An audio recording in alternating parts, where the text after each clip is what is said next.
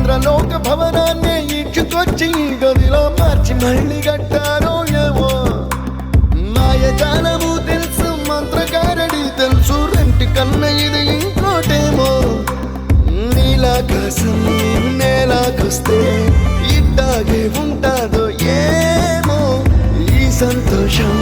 దాచాలంటే హృదయాలు ఓ వంద కావాలేమో ఇంతందంగా ఉంటుందా ఈ లోకం ఇన్నాళ్ళు ఈ మనసుకి తెలియాలేదే పాపం